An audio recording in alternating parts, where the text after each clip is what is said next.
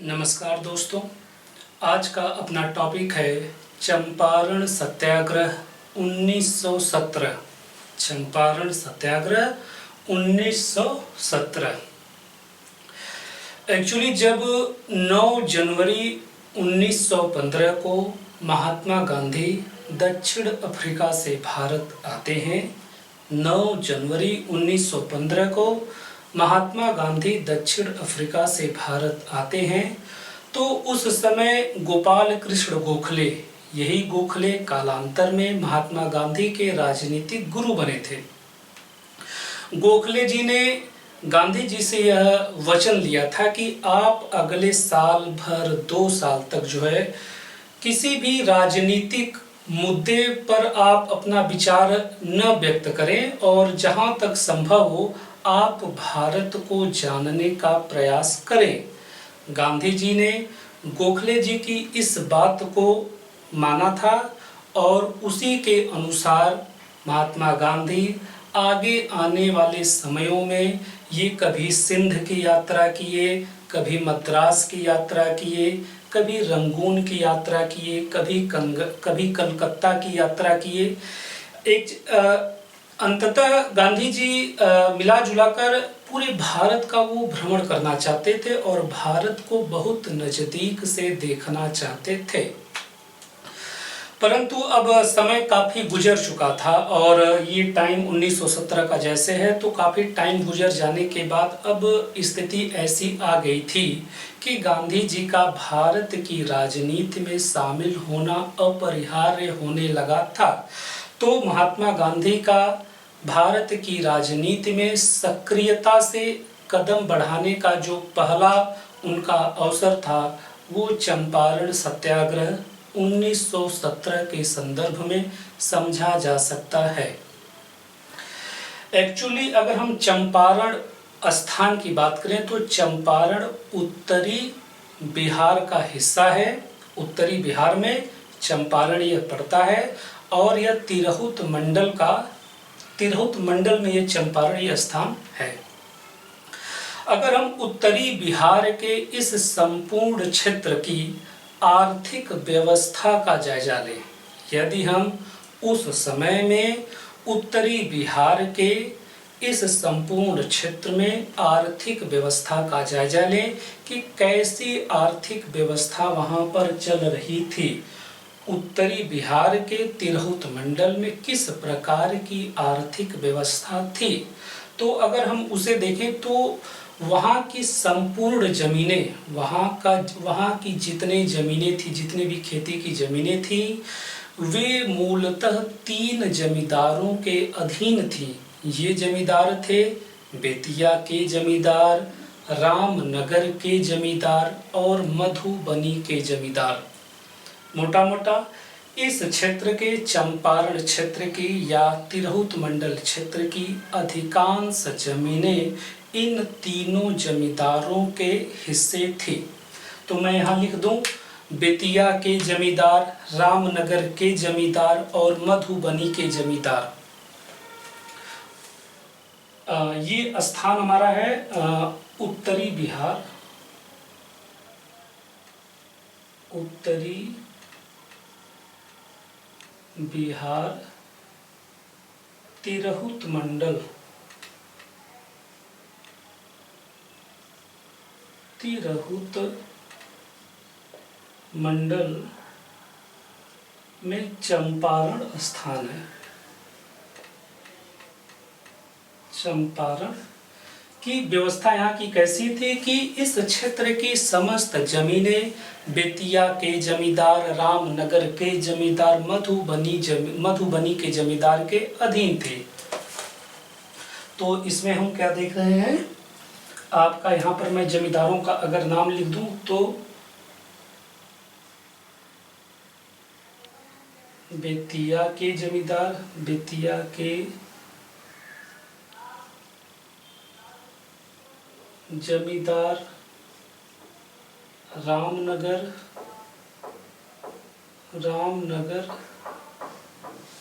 के जमींदार और मधुबनी के जमींदार, इन जमींदारों के हिस्से इस क्षेत्र की अधिकांश जमीनें थीं। इसके बावजूद ये जमींदार, ये जागीरदार अपने जमीनों की देखभाल नहीं करते थे। इन जमीनों को वे ठेके पर उठा देते थे और इस ठेके को लेने वाले में उन दिनों उत्तरी बिहार के इस क्षेत्र में इन ठेके को लेने वालों में प्रमुख वर्ग जो है यूरोपीय बगान मालिकों का होता था। ये यूरोपीय बगान मालिक इस हिस्से में अपनी नील की फैक्ट्रियां लगाए थे। नील क्या होता है? नील से जो है कपड़ा रंगने के काम में ये आता था। नील खेतों में उपजाया जाता था, फिर इन यूरोपीय बगान मालिकों के फैक्ट्रियों में यह नील जाता था, फिर वहाँ उस तरीके से वो उसका जो है संवर्धन किया जाता था, बाद में फिर उसका उपयोग किया जाता था। कहने का मतलब है कि इनकी जो जमीनें थी ये ठेके पर ले लिए थे यूरोपीय बगान मालिक, यूरोपीय नील फैक्ट्रियों के मालिक। तो अगर हम अब ऐसे कर दें, इनकी समस्त जमीनें को ठेके पर लिए हैं यूरोपीय बगान मालिक, यूरोपीय बगान मालिक। इन्होंने इस क्षेत्र में अपनी नील की फैक्ट्रियां स्थापित की थी। यूरोपीय बगान मालिक जो है कि नील की फैक्ट्री, नील की फैक्ट्री। अब होता क्या था कि इस क्षेत्र के जो किसान थे, इस क्षेत्र के जो किसान थे इन यूरोपीय बगान मालिकों के पास आते थे। चूंकि उन्हें खेती तो करना था, तो खेती करने के लिए इन्हीं यूरोपीय बगान मालिकों से जमीन वे पट्टे पर लेते थे। चूंकि वो खेती कर सके इसलिए इन बगान मालिकों से ये जमीन पट्टे पर लेके थे, क्योंकि ये संपूर्ण भूमि तो इन जमींदारों ने इन्हें दे दी थी। तो यहाँ पर हम क्या लिखेंगे कि इनसे जमीन कौन ले रहा है? किसान। किसान पट्टे, किसान जो है पट्टे पर जमीन लेता था। देखिए, इस हिस्से में सामान्य आर्थिक व्यवस्था उन दिनों ऐसी ही थी, लेकिन अब बात यह है कि इससे कौन सी समस्याएं, इन चीज़ों से ऐसी कौन सी समस्याएं उत्पन्न होने लगी जो कि कालांतर में चंपारण सत्याग्रह 1917 की वजह बन गई। देखिए, अब इससे कौन कौन सी समस्याएं उत्पन्न होने लगी। देखिए, चूंकि यह जो संपूर्ण क्षेत्र था, ये बिहार का जो इस इलाका है, हम पहले ही जानते हैं कि इस संपूर्ण क्षेत्र में जो है जमींदारी व्यवस्था की स्थापना 1793 के वर्ष से ही कर दी गई थी। अर्थात यह संपूर्ण इलाका जो है जमींदारी व्यवस्था के अधीन था। हम यहाँ देख भी रहे हैं उसका उदाहरण। दूसरी बात, यहाँ पर किसानों को जमीन पर कोई भी मालिकाना हक नहीं मिला था। ये किसान इन यूरोपीय बगान मालिकों से जब जमीन पट्टे पर ले रहे थे तो ये जो है इनका फिर भी उस पर कोई मालिकाना हक नहीं था। तो मैं समस्या में पहली समस्या ये लिखूंगा कि किसानों का जमीन पर कोई भी मालिकाना हक न होना।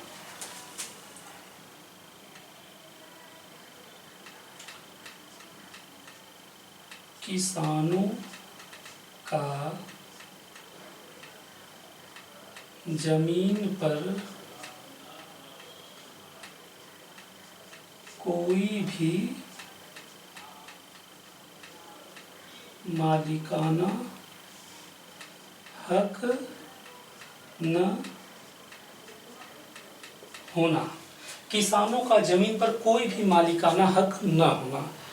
दूसरी बात, चूंकि हम देख रहे हैं कि यहाँ पर यूरोपीय बगान मालिक अपनी नील की फैक्ट्रियाँ स्थापित किए हैं और दूसरी तरफ ये किसानों को जमीन पट्टे पर दे दिए हैं कि खेती करो।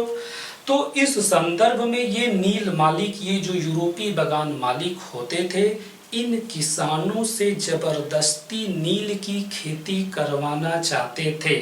और उन दिनों उस हिस्से में 3 कठिया पद्धति थी।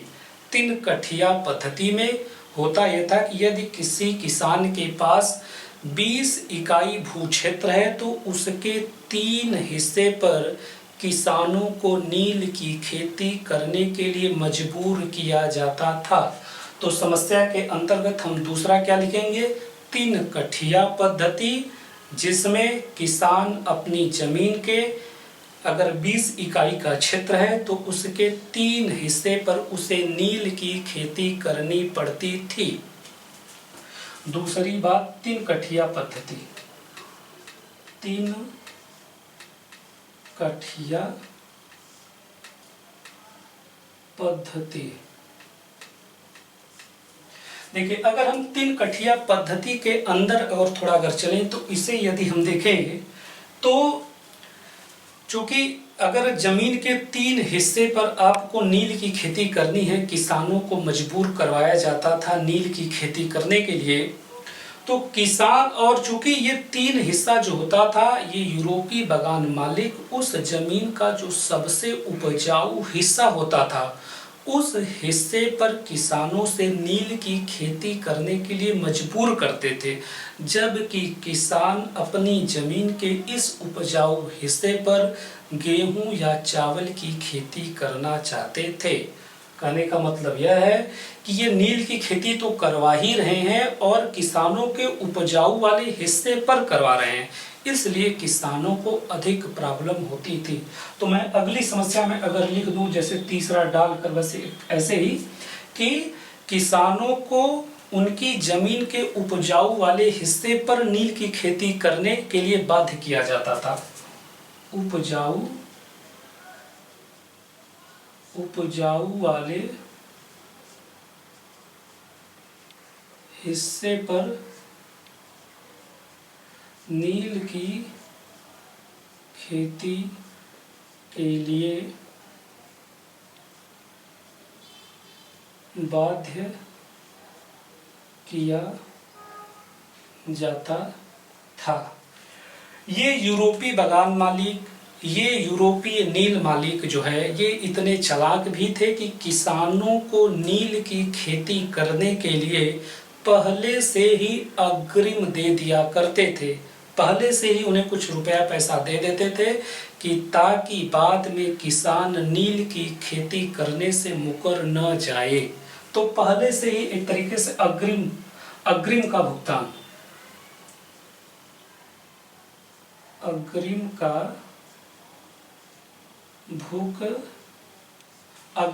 भुगतान, अग्रिम का भुगतान उन्हें कर दिया जाता था।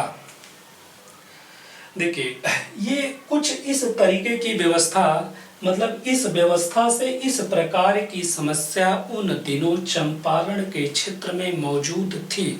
लेकिन इसमें आग में घी डालने का काम कब होता है, जब प्रथम विश्व युद्ध के दौरान जर्मनी के वैज्ञानिकों ने कृत्रिम नीले रंग का आविष्कार कर दिया।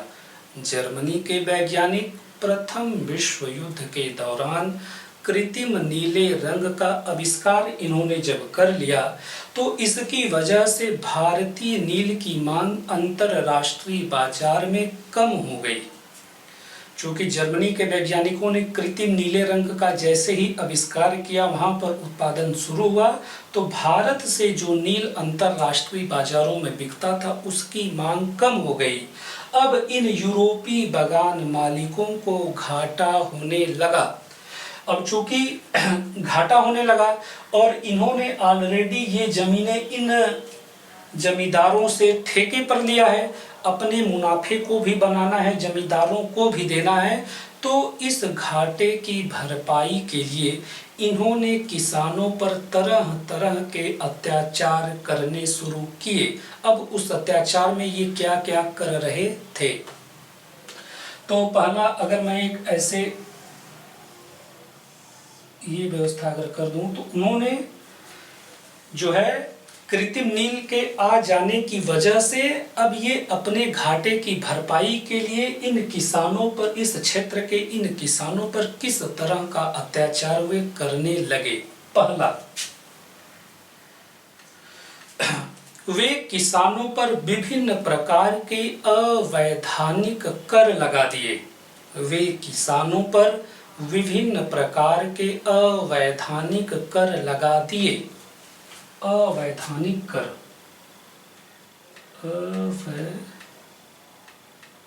अवैधानिक कर। दूसरा, चूंकि लगान की जो कानूनी मात्रा थी ये किसान इन यूरोपीय बागान मालिकों को देते थे, जो कानून के तहत जितनी सीमा निर्धारित की गई थी किसान इन यूरोपीय बागान मालिकों को लगान अदा करते थे। चूंकि इन्हें जो है अपने घाटे की भरपाई करना था तो लगान की मात्रा में बढ़ोतरी कर दी गई। लगान जितना कानूनी रूप से देना था वो तो देना ही था, लेकिन अब लगान की मात्रा में ही बढ़ोतरी कर दी गई। दूसरा, लगान की मात्रा में बढ़ोतरी, लगान की मात्रा में बढ़ोतरी। तीसरी बात कि ये यूरोपीय बागान मालिक जो है इन किसानों से ये कहने लगे कि यदि आपको नील की खेती से मुक्ति चाहिए तो इसके लिए उन्हें कुछ मुआवजा दे दो। अर्थात यदि किसान कुछ मुआवजा इन यूरोपीय बागान मालिकों, इन यूरोपीय नील मालिकों को कुछ मुआवजा अगर दे देते हैं तो इन किसानों को नील की खेती से मुक्ति मिल जाएगी। इन किसानों को नील की खेती से मुक्ति मिल जाएगी। बस एक सेकंड, सॉरी।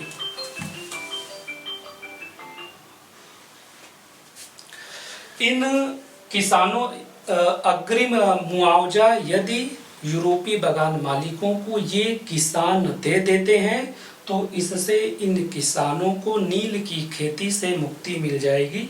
तो तीसरे में हम लिखें कि वे मुआवजे की मांग किए, मुआवजा की मांग, और उन्होंने किसानों से जमकर मुआवजा वसूला भी। चौथी बात, अवैधानिक कर, लगान की मात्रा में बढ़ोतरी और मुआवजा की बात। फिलहाल ये तीन ही चीज है। अर्थात प्रथम विश्व युद्ध के दौरान जर्मनी के वैज्ञानिकों द्वारा कृत्रिम नीले रंग के आविष्कार से भारतीय नील का अंतरराष्ट्रीय बाजार में मांग कम हो जाने से इन नील मालिकों ने किसानों पर अपने घाटे की भरपाई के लिए विभिन्न प्रकार के अत्याचार किए। तो स्वाभाविक बात है कि अगर हम इस स्थिति में पहुंचे कि इस समय तक किसानों पर विभिन्न तरीके से अत्याचार किए जा रहे थे और उनका सुनने वाला अभी फिलहाल कोई नहीं था। अब आता है गांधी जी की सक्रियता, अर्थात अब गांधी जी किस तरीके से या किस वजह से इस क्षेत्र में प्रवेश करते हैं। एक्चुअली जब 1916 में लखनऊ में कांग्रेस का अधिवेशन होता है तो इस संपूर्ण मामले को कांग्रेस के मंच से उठाया जाता है कि किस प्रकार से वहां के यूरोपीय बागान मालिक इन किसानों पर अत्याचार कर रहे हैं। परंतु गांधी जी इस संपूर्ण मुद्दे पर वो बहुत अधिक ध्यान नहीं लगाते हैं, अर्थात वो बहुत इस पर ध्यान नहीं लगाए। लेकिन इस चंपारण के ही एक किसान राजकुमार शुक्ल, वो किसी तरीके से गांधी जी को इस मुद्दे पर वे गांधी जी से संपर्क करते हैं और उन्हें इस क्षेत्र में आने के लिए मना लेते हैं। अर्थात राजकुमार शुक्ल की वजह से गांधी जी का इस क्षेत्र चंपारण के क्षेत्र में आना तय हुआ। गांधी जी जैसे ही चंपारण पहुंचते हैं, मोतिहारी, गांधी जी जैसे ही मोतिहारी पहुंचते हैं, वहां के जिला कमिश्नर गांधी जी को ये मानते हैं कि इनके यहाँ आने से जन शांति को खतरा पैदा हो गया है, इसलिए वे गांधी जी को आदेश देते हैं कि वे मोतिहारी को छोड़ दें, वे चंपारण को छोड़ दें। गांधी जी किसानों के प्रति अपने दायित्वों को समझते हुए यहाँ की आम जनता के प्रति उनका जो भी कर्तव्य था उसे समझते हुए कमिश्नर के आदेश को मानने से इनकार कर देते हैं। इस प्रकार गांधी जी कमिश्नर के आदेश को मानने से इनकार कर देते हैं। गांधी जी को तुरंत गिरफ्तार कर लिया जाता है और जिला न्यायालय में मुकदमा चलाया जाता है। इस प्रकार गांधी जी आए और इनके यहाँ किसी भी तरीके से कुछ भी कार्य करने से पहले ही उन्हें गिरफ्तार कर लिया गया और उन पर मुकदमा चलाया गया। तो गांधी जी की सक्रियता में हम पहला चीज यह लिख रहे हैं कि गांधी जी के आने से किस प्रकार जो है उन पर मुकदमा चला और उन्हें गिरफ्तार कर लिया गया। बस इतना लिख लें, गांधी जी गिरफ्तार और मुकदमा चलाया गया। गांधी जी गिरफ्तार, गांधी जी गिरफ्तार व मुकदमा चलाया गया। देखिए, बिहार सरकार ने वहाँ के मोतिहारी के प्रशासन ने गांधी जी पर यह कार्रवाई कर दी थी, लेकिन बाद में कालांतर में बिहार सरकार को, इस प्रशासन को ऐसा एहसास होता है कि गांधी जी के प्रति उन्होंने जो यह कार्रवाई की है वह अनुचित है, क्योंकि उन दिनों गांधी जी को विद्रोही नहीं माना जाता था। अभी हम देख रहे हैं कि भी जल्दी जल्दी में वो दक्षिण अफ्रीका से आए थे, तो गांधी जी को विद्रोही नहीं माना जाता था चूंकि, और ये कार्रवाई भी कर दी जाती है। अंततः बिहार सरकार कमिश्नर को और जिला न्यायालय को आदेश देती है कि गांधी जी के खिलाफ मुकदमा, जो उनके खिलाफ मुकदमा दायर किया गया है उसे वापस ले लिया जाए और गांधी जी इस क्षेत्र में किसानों के बारे में जो भी कुछ जानना चाहते हैं उनमें उनकी सहायता की जाए। और साथ ही साथ गांधी जी को भी यह चेतावनी दी जाती है कि इस क्षेत्र में वो कोई ऐसा बखेड़ा न खड़ा करें जिससे यहाँ जन शांति को खतरा पैदा हो। अर्थात उन्हें किसानों की समस्याओं को वो जाने, परंतु यहाँ पर कोई भी जन शांति को खतरा करने वाला कोई भी कार्य न करें। तो अगले कदम में हम ये देखेंगे कि गांधी जी की रिहाई, गांधी जी की रिहाई, अर्थात अब गांधी जी इस क्षेत्र में स्वतंत्र हो चुके हैं किसानों की समस्या को जानने के लिए। अब सरकार क्या करती है कि वह चंपारण एग्रेरियन कमेटी बनाती है। इस चंपारण एग्रेरियन कमेटी में गांधी जी को भी एक सदस्य के रूप में नामित किया जाता है। यह कमेटी क्या करती है? यह कमेटी इस क्षेत्र की समस्याओं को जानती। सरकार ने चंपारण एग्रेरियन कमेटी बनाई। तो हम दूसरा क्या लिखें? सरकार ने चंपारण एग्रेरियन कमेटी बनाई वह गांधी जी इसके सदस्य, वह गांधी जी इसके सदस्य। गांधी जी इस चंपारण एग्रेरियन कमेटी के सदस्य बन गए हैं। इस चंपारण एग्रेरियन कमेटी को सरकार ने बनाया है। गांधी जी इस क्षेत्र की समस्याओं को जानने के लिए वे यहाँ के किसानों से मिलते जुलते हैं, उनके जो भी उनके साथ आप बीती हुई है उसे वे समझते हैं। और एक आंकड़े के मुताबिक गांधी जी इस क्षेत्र के करीब 800 किसानों का उन्होंने बयान दर्ज किया था, और वे किसी किसान का तभी बयान दर्ज करते जब उन्हें यह एहसास हो जाता कि किसान सही बोल रहा है। अर्थात गांधी जी इस क्षेत्र में करीब 800 अधिक किसानों से मिले, परंतु बयान 800 लोगों का उन्होंने दर्ज किया और पूरी तरह उन्हें वह इस क्षेत्र की जो भी समस्याएं थी वह उन्हें समझ में आ गई। तो तीसरे में हमने ये लिखे कि गांधी जी द्वारा छानबीन करना। गांधी जी द्वारा छानबीन करना। गांधी जी ने यहाँ की संपूर्ण समस्या को समझा और गांधी जी को बिल्कुल भी दिक्कत नहीं हुई इस चंपारण एग्रेरियन कमेटी को यहाँ की समस्याओं के बारे में समझाने के संदर्भ में। गांधी जी को कोई भी समस्या नहीं, वह पूरी बात उन्हें या इस क्षेत्र की समस्याओं के बारे में समझा दिए।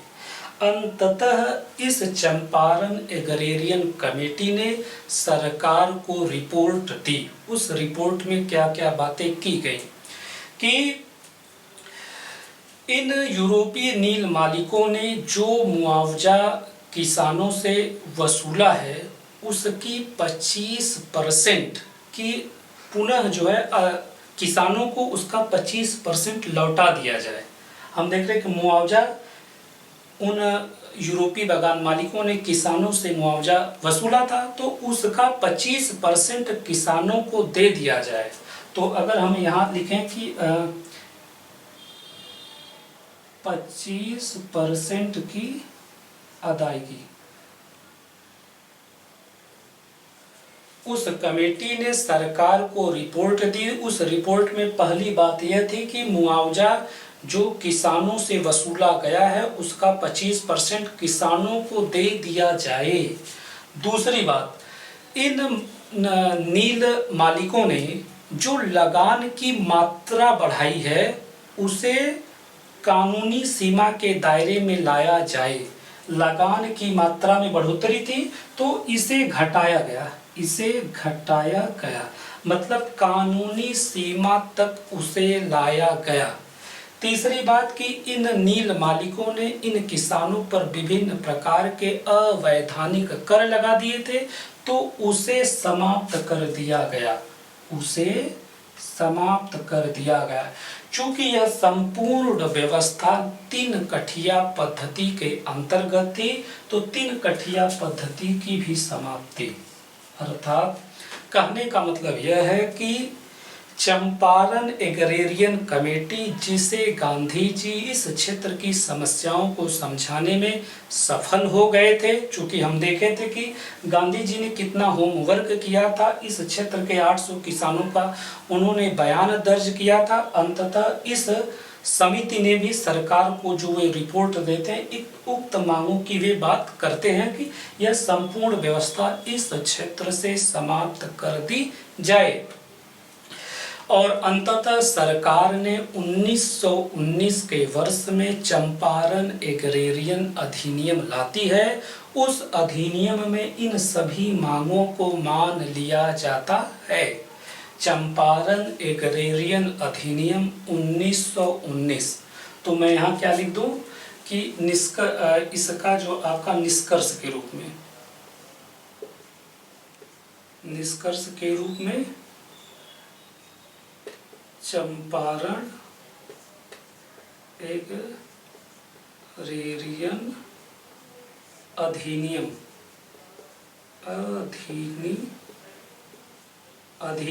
1919 में चंपारण एग्रेरियन अधिनियम आया है। इन सभी बातों को मान लिया गया, अर्थात 3 कठिया पद्धति की समाप्ति, अतिरिक्त लगान जो लगान की मात्रा बढ़ा दी गई उसे कानूनी सीमा में लाया गया, अवैधानिक कर की समाप्ति और मुआवजा जितना वसूले थे नील मालिक उसका 25% पुनः किसानों को लौटा दिया गया।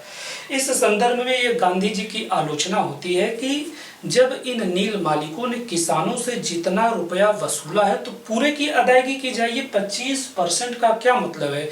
लेकिन गांधी जी का यह तर्क होता है कि इस 25% को देने में भी ये यूरोपीय बागान मालिक, ये यूरोपीय नील मालिक शर्म महसूस करते हैं। और इसका प्रभाव यह हुआ कि इसके आगे आने वाले 5-10 सालों में इस क्षेत्र से समस्त यूरोपीय बगान मालिक एवं नील मालिक अपनी फैक्ट्रियों को छोड़कर यहाँ से चले गए। तो निष्कर्ष में चंपारण एग्रेरियन अधिनियम 1919 में इन सभी बातों को मान लिया गया। देखिए, गांधी जी इस क्षेत्र में यहाँ के किसानों ने गांधी जी की काफ़ी मदद की, परंतु कुछ ऐसे मध्यम वर्ग बुद्धिजीवी भी था जो इस आंदोलन में, इस सत्याग्रह में गांधी जी की सहायता करता है। उनमें मैं अगर कुछ का नाम लूँ, जैसे महादेव देसाई, नरहरि पारिक और आपके जेबी कृपलानी, ब्रज किशोर, ये ऐसे थे जो कि इस आंदोलन में गांधी जी की सहायता किए थे। मैं कुछ का यहाँ पर मैं नाम लिख रहा हूँ उनका कि जिन्होंने गांधी जी की इस आंदोलन में सहायता की। महादेव देसाई,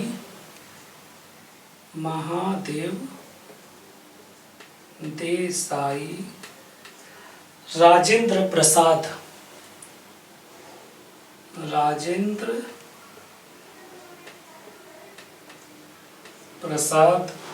गोरख प्रसाद,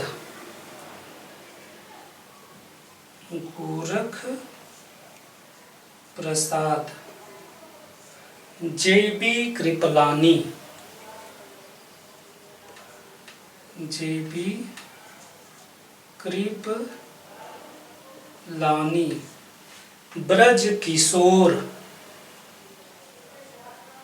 ब्रज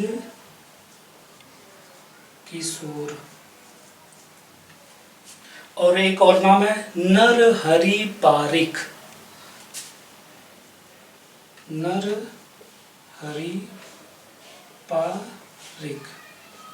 इस प्रकार हम देखते हैं कि किस प्रकार मध्यम बुद्धिजीवी वर्ग ने भी इस आंदोलन में गांधी जी की सहायता की थी, जिनके नाम हैं ब्रज किशोर, राजेंद्र प्रसाद, गोरख प्रसाद, महादेव देसाई, नरहरि पारिक और आपके जो है जेबी कृपलानी। इन लोगों ने गांधी जी का इस आंदोलन में समर्थन किया था। चलिए, आज का अपना ये टॉपिक से जो है समाप्त हो चुका है। धन्यवाद।